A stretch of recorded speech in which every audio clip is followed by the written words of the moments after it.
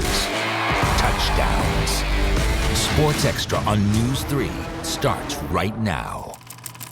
Welcome to Sports Extra. I'm Mark Kiesling. It is round 2 of the high school football playoffs in Southern Illinois. We still have 8 area teams still alive in the postseason. Tonight, we have crews located throughout Southern Illinois to bring us live reports. News 3 Sports Director Jake Siegel is in Marion to preview the Wildcats game with Mascoutah. Danny Valle is in Carterville. The Lions face Freeburg tomorrow. And my co-anchor Julie Williams is in Cesar as fans prepare for tomorrow's game with Athens.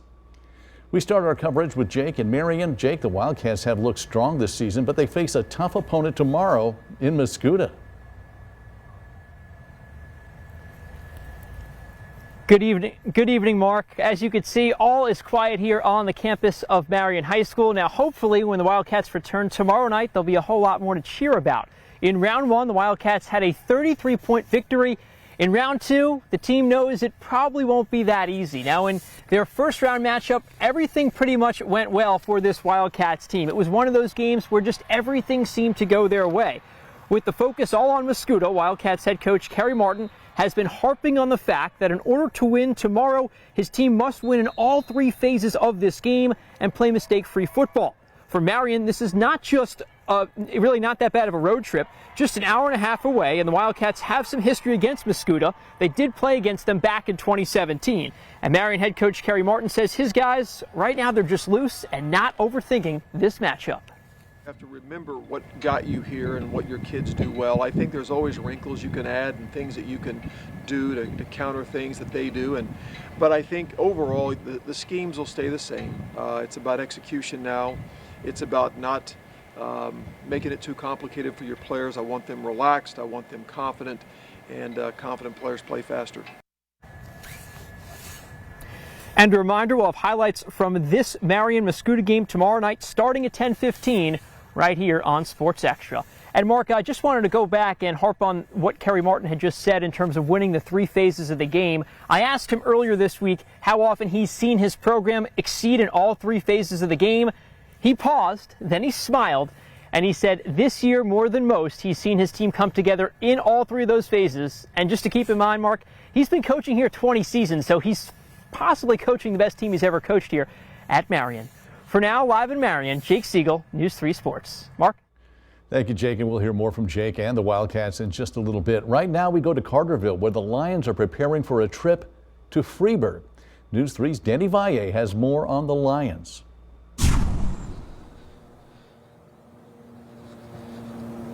Hey, Mark, good evening. I'm here at Lions Field, where at 5 o'clock today, Carterville finished up practice in preparation for tomorrow's round 2 game of the Class 4A IHSA state playoffs. And last week, they opened the postseason right here at home, but this week it's a different story. They're going to have to pack their bags and head west to Freeburg to play the Midgets. Last week, let's take you back there. Harrisburg and Carterville faced off for the second week in a row. The Lions dominated 42-12, despite their run not being effective against that Harrisburg defense. It was the 4th straight win for the Lions. Today, the team held its final practice, focusing on defense and special teams, and Coach Dial says this game might come down to either of those 2 factors, given how alike Freeburg and Carterville are. It looked very similar to us in a lot of ways, a very similar defensive scheme, very similar balance offensively. You know, they've got some playmakers out on the edge just like we do. They've got a defense that swarms the ball just like we do.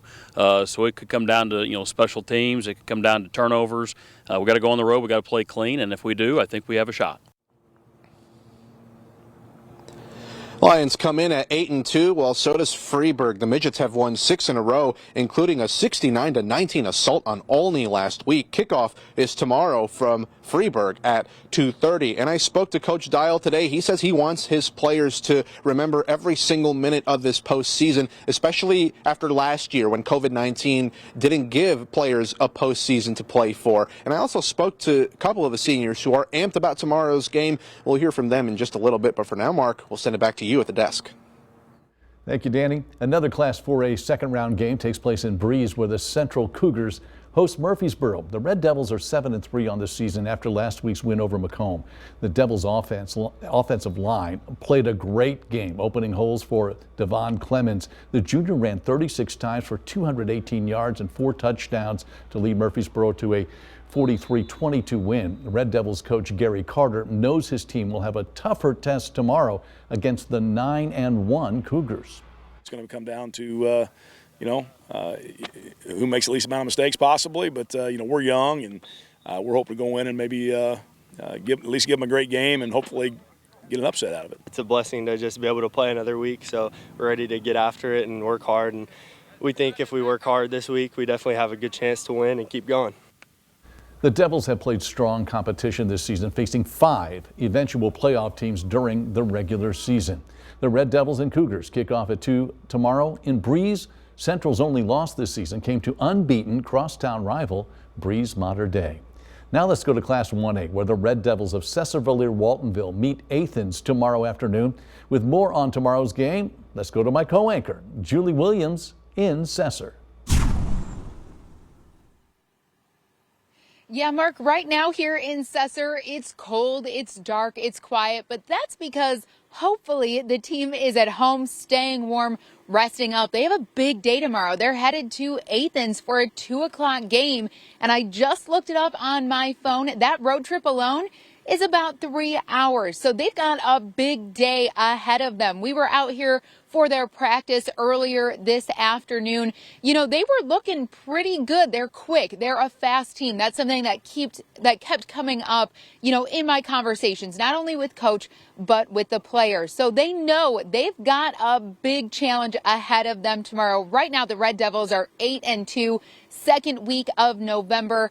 Athens, they've got 1 loss this season. So I talked to Coach Mike Rude. Now, he's been around. He's coached a lot of teams in Southern Illinois. So I asked him, what makes this team so special? And he says right now his guys have a lot of grit. They're willing to work hard, and he thinks they can pull off a surprise tomorrow.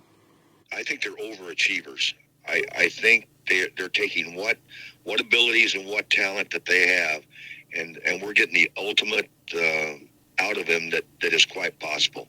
I mean, they're playing it at the best, the highest level that they can possibly play right now. Mark, Coach Rude made a good point, too. He says their success right now isn't because of what they were doing in August. It's because of the hard work he and his guys were putting in back in June, back in July. This is a long-going effort. His team is working hard. Even today, with a little bit of a tapered practice before tomorrow, they were putting in the work. So I actually got to talk to a couple of the players before they hit the field. We'll hear from them coming up. Mark, for now, I'm going to go ahead and send it back to you in the studio. Thank you, Julie. And we invite you to stay with us. We have more on tomorrow's playoff games ahead on Sports Extra.